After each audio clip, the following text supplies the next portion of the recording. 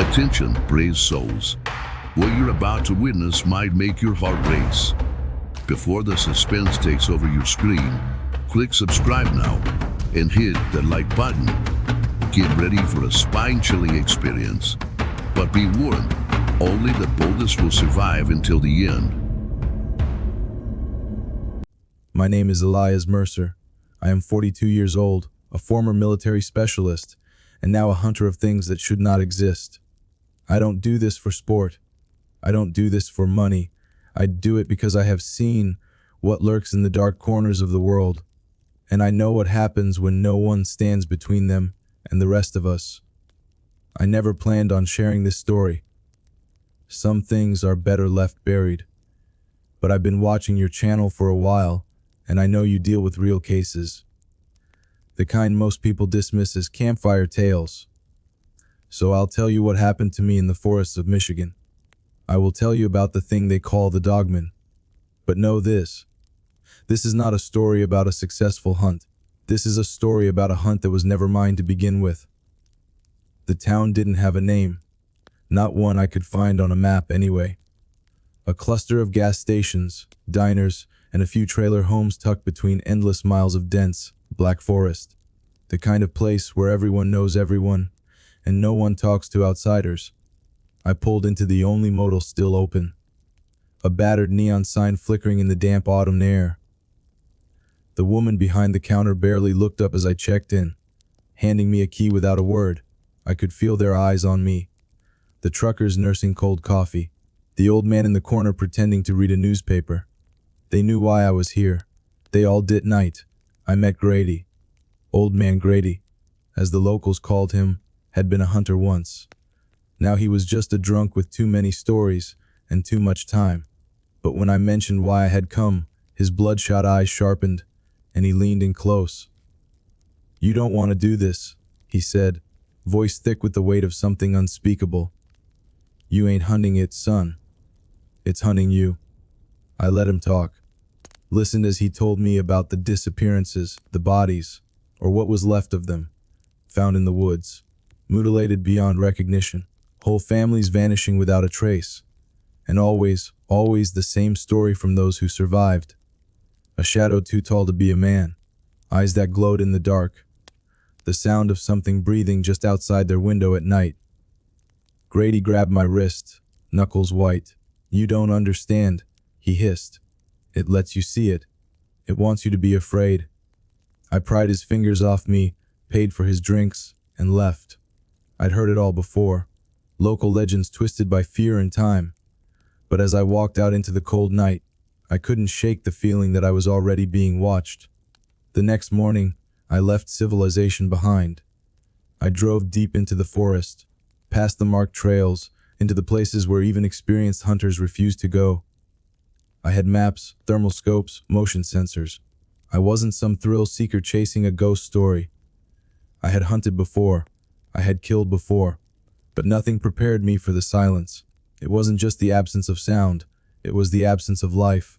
No birds, no insects. Even the wind felt muted, as if the forest itself was holding its breath. I set up camp near a ridge overlooking a clearing. Planted motion cameras in a wide perimeter. Loaded my rifle with silver-coated rounds. Not because I believed in fairy tales, but because I had learned that sometimes the old ways worked when nothing else did. I waited. Night came fast. The sky swallowed the last sliver of light, and the world turned black. I watched through my scope, scanning the trees. Hours passed, nothing then. Movement. Not on the ground. Above. My eyes snapped upward just in time to catch a silhouette leaping between the trees. Impossibly fast, impossibly large. I barely had time to register the shape before it was gone. My heart pounded against my ribs. This wasn't a wolf. This wasn't a man. I adjusted my thermal scope. That's when I saw it. Two burning eyes staring at me from the tree-line. Unmoving. Unblinking. Watching. I raised my rifle.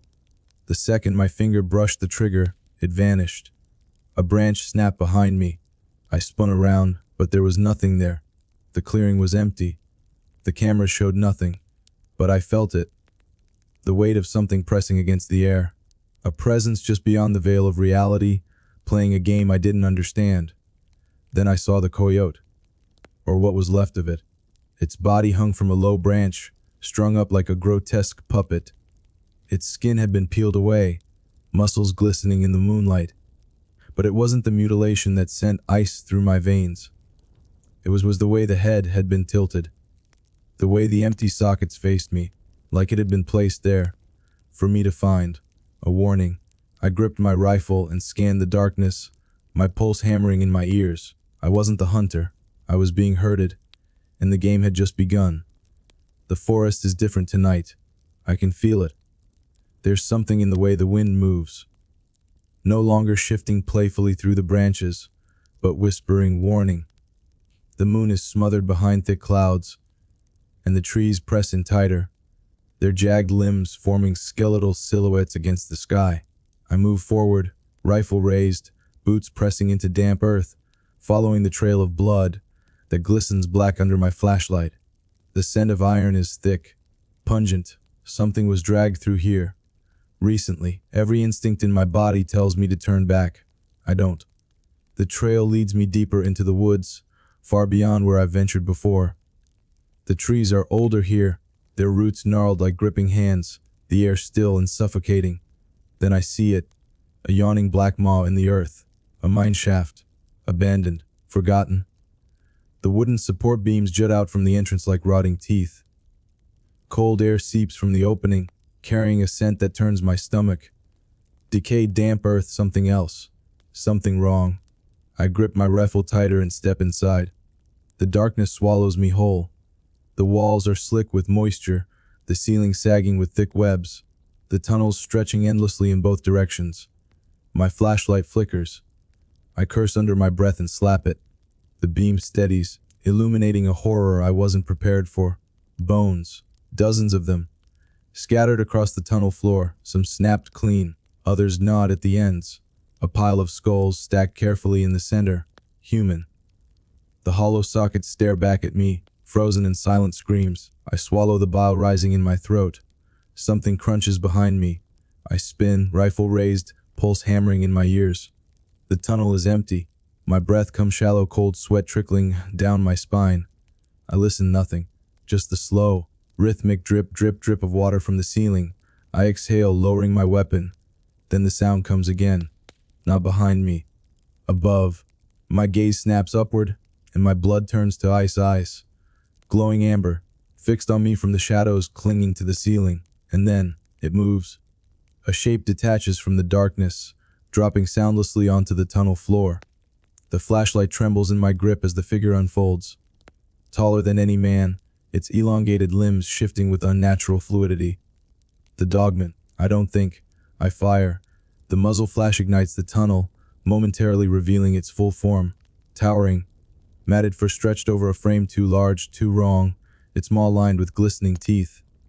The shot hits. It staggers back, but it doesn't fall. A growl rumbles deep in its chest. Low, amused. I reload, backing away. My breathing is ragged, my heart a war drum in my ears. Then it does something that drains every ounce of warmth from my body. It steps aside, revealing more eyes, more movement. I was wrong. There was never just one. The tunnel is full of them. Shapes shift in the darkness, circling, watching. They've been waiting, herding me here like a cornered animal. And I walked straight into their den. I know they're out there. I can feel them. The air is thick with something more than just the Michigan cold. It's a presence. An oppressive weight pressing down on me, squeezing my chest with an invisible force. The trees whisper in the wind, but I know better. That's not the wind.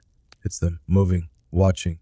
I reinforce the cabin, nailing wooden planks over the windows, checking the traps, loading my weapons. Every click of the magazine, every slam of the hammer against wood is a reminder that I am alive, that I still have control. But the truth is, I don't. I see it in the way the shadows shift just beyond the tree line, the way my motion sensors flicker at the edges of my vision. They aren't just lurking, they're planning. I step outside, rifle steady, scanning the black void of the forest. My breath curls in the frigid air, disappearing like a ghost. The silence is unnatural, like the entire world is holding its breath. Even the insects have gone quiet. Then I hear it, a low growl, so deep, so guttural that it vibrates through my bones. Not from one, from many, a chorus of death. They're here. The first attack is swift, almost surgical. My floodlights burst, plunging everything into darkness. My generator sputters, then dies. Static crackles through my radio before it goes silent. They're cutting me off, isolating me. I sprint inside, slam the door, lock it. My fingers fumble as I grab my rifle, scanning the windows, the walls. Every nerve in my body is on fire. I can't see them, but I know they're close. Then, bang.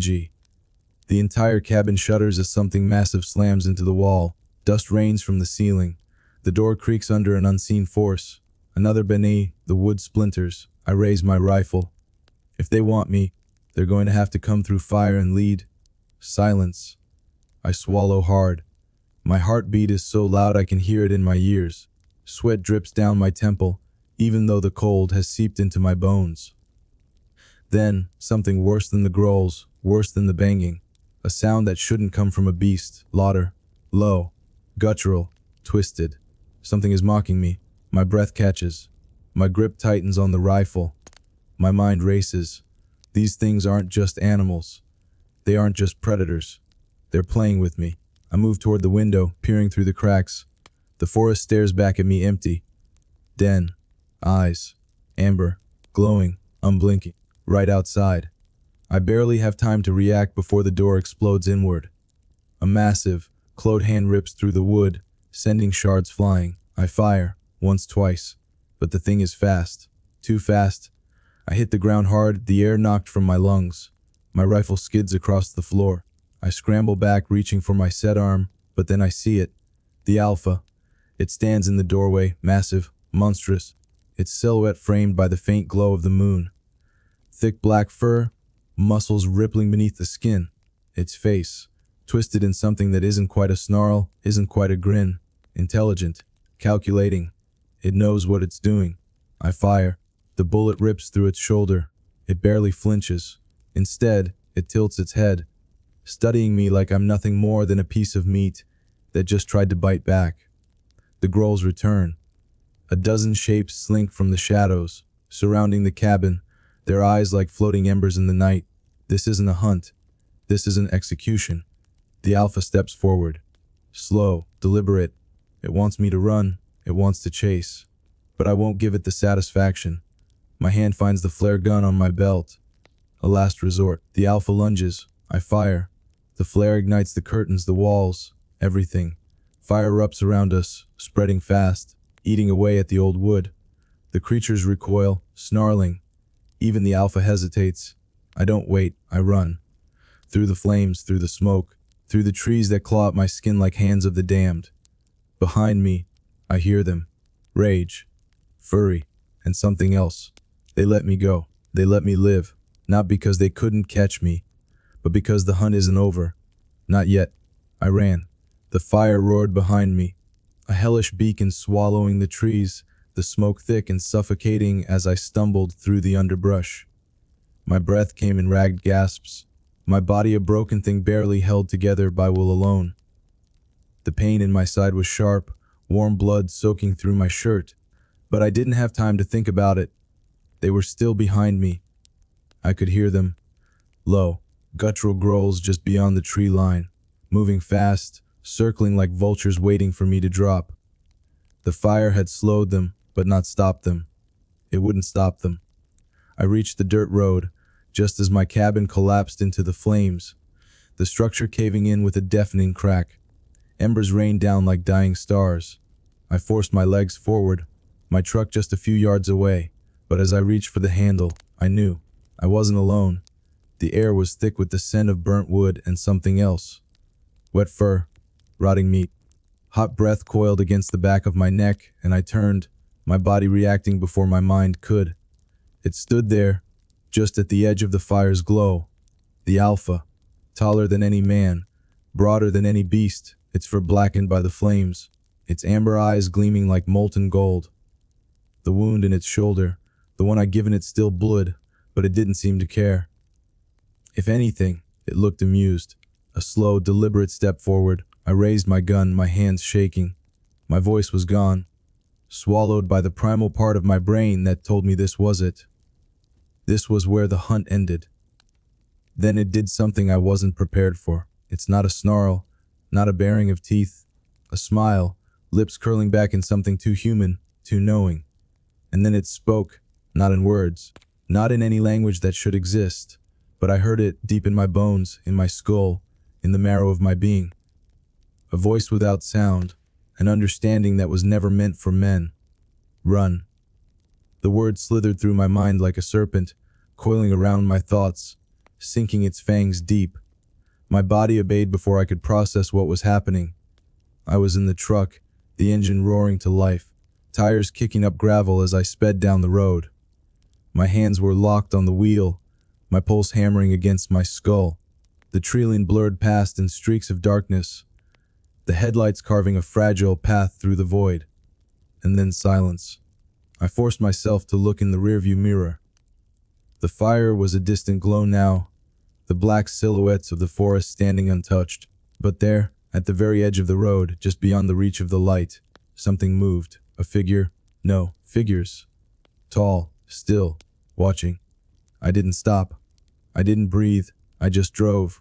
The town didn't believe me. The police chalked it up to a forest fire, an unfortunate accident. No bodies were found. No evidence of anything but ash and fallen trees. I knew better. Old Man Grady found me before I left. He stood there on the sidewalk, chewing the same damn piece of tobacco he always did, looking at me like he'd already known how this would end. "They let you live, boy." His voice was quiet, but it cut deeper than any wound. "You ever wonder why?" I didn't answer, because I already knew. I left Michigan that night. I told myself I'd never go back. But as I drove, as the miles stretched into nothingness, I checked my phone one last time. The footage from my cabin's last working camera had uploaded before the system went down. With shaking fingers, I pressed play. The screen flickered, the fire, the smoke, my cabin collapsing, and then movement. Through the thick haze, beyond the burning wreckage, the figures emerged. 1, 2, 5, 10. A pack. They stood there motionless, just watching. And then, the alpha turned, looked directly into the camera, and smiled. The feed cut to black.